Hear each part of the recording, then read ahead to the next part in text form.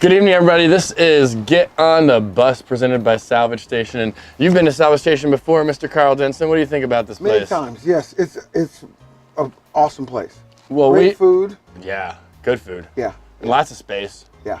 We are really excited to have with us Mr. Karl Denson of Karl Denson's Tiny Universe, who's performing here tonight. He also plays with a little band called the Rolling Stones that you might have heard of once or twice, and has been with Greyboy Allstars. I mean, literally the number of people that you've played music with is almost incomprehensible. Is there anybody, though, that you've never played with that you're dying still to play with? You know what? I haven't. I want to play with Derek Trucks. Yeah. I haven't played with Derek Trucks. That is what the last person in that chair said, too. Really? Yeah. Who was that? Graham Lesh from Midnight North. Oh, there you go. There you go. That makes sense. We're very simpatico, me and Graham. So, yeah, Derek Trucks. I would like to do something fun with him. Yeah, he'd be actually, I would take him and his wife. Yeah. Together. That would be it for me. I don't think there's a cap on how much I would pay for that show. Yeah. If you guys made that happen, I don't think there's a cap on how much I would pay for that. I would go to that for sure. But you've got a new album, right? It's coming out March 8th. It's called Gnomes and Badgers. Yes, sir. And why don't you? I already, I did a little research, but I'd love to hear from your words. Where, I know the name came from a Greyboy Allstars. That was just, you guys decided not to use it. But what does it mean to you, Gnomes and Badgers? Well, I've kind of turned it into a little campaign that I'm working on, and it's really just to try to get people to communicate better. In this time that we live in, of people completely going off the rails with these conspiracies and just oddball nonsense. Like, I'm just, the Gnomes and Badgers represent, people of differing beliefs and political viewpoints, and the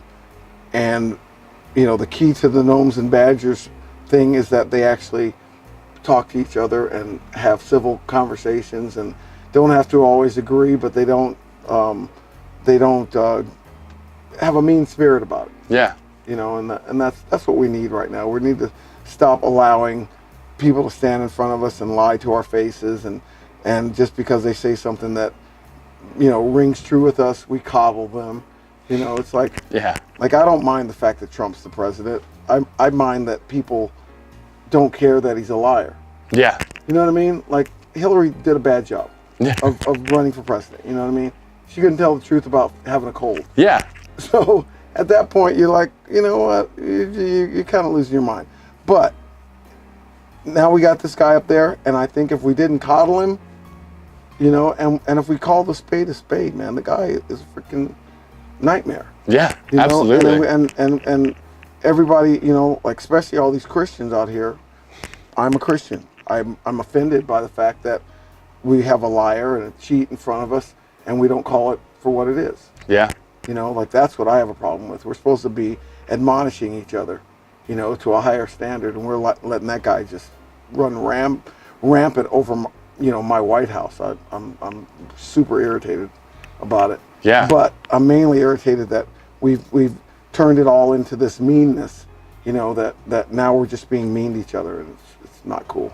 And so you hope that Gnomes and Badgers can be a place where people can come and communicate, right? Like, it's something that can start discussion and not argument. Well, I've got a long range plan for the Gnomes and Badgers thing, and I got a really great illustrator through a friend of mine over at Pixar, this guy Jason Deemer, who's done a bunch of, like, Ratatouille and Nemo and all kinds of stuff like that. But he did the album cover. Which is outstanding, by the way. I've seen it. It's so good. The album cover is outstanding. Cool? And so we're gonna. I'm trying to work up, the courage to put my full effort into, like, a kind of a political comic strip. Okay. So we can talk about different things. Because there's just, we've gone crazy, man. It's like people can't change their mind anymore. Yeah. Like, if you have one set of views, and then 10 years later, you actually, like, go, damn, you know what? I don't actually agree with that anymore. and then you go whole hog, like, trying to do good stuff based on your present epiphany. people are going to dig up dirt on you from 20 years ago and go, oh, you used to think that, you know? And there's like no right to go, well, I changed my mind. I'm actually like, I grew up and I evolved, and, you know, this is how we're supposed to be. We're supposed to be like changing and coming to different points of view and actually maturing and all that stuff. And now it's like people spend so much time talking bad at each other that you can't even change your mind anymore. Yeah. You know, and that it's just, you know, so that's the idea of hopefully. And that limits growth. That limits your growth, because if you can't, I mean, aren't we on this earth to continue to get better every day? Yes, exactly. And you know, I have views now that I didn't have 20 years ago, and I would expect I would be lauded for that, and not freaking down, you know what I mean? Yeah.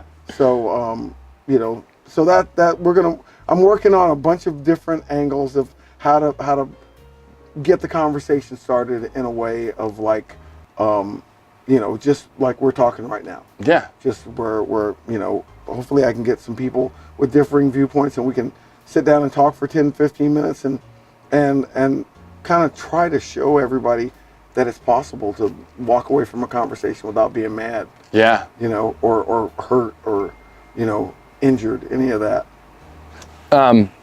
Speaking of changing and growing, and I just want to drop back towards the music a little bit more side of it. Your new album, Gnomes and Badgers, it is, I mean, so what, you put KDTU together in 92? Was that when you first? 98. 98? So Greyboy Allstars started in 94. Okay, so, but this is clearly an evolutionary track, going from New Ammo and through all of these different albums.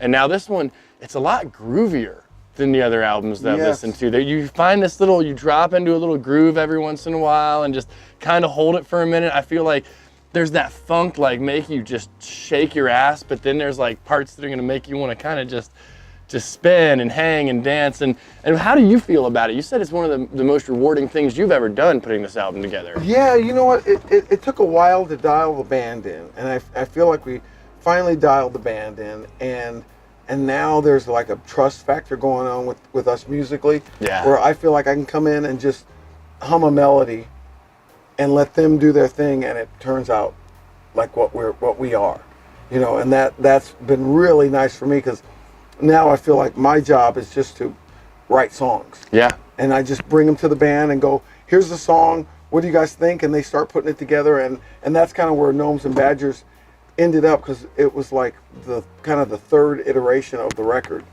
You know, we made a whole record and then kind of threw it out, made some more tracks, threw half of those sounds out. like my writing process. Yeah, and then when we finally got there, I just came into the studio, and that record was, of those 11 tunes, I think like 8 or 9 of them were done in 2 days. Oh wow! Oh wow! Yeah, so I actually just came in with a bunch of half-done songs, and the band finished them, and we were there. That's awesome. So it's fun, and now I'm looking forward to doing the next record, and you know, I got a bunch of ideas, so I feel like probably you know, right after end of summer, we'll go back in the studio, and hopefully I got it streamlined where you know, we go in, record it, and make a record, and I don't have to like struggle with it again, you know. Yeah, for sure. Yeah. We've only got another minute or two. I don't want to keep you too long, but I do want to talk about this concept of you writing songs in your dreams. That's something that just absolutely blows my mind. Oh, yeah. And so, like, when you're having these dreams that produce a song, is there like a whole nother plot going on and the song is in it? Is the whole song about the dream? Like, yeah, no, it's a whole other plot. Okay. It's like it'll just pop up in the dream, and it took a while for me to recognize that was my music.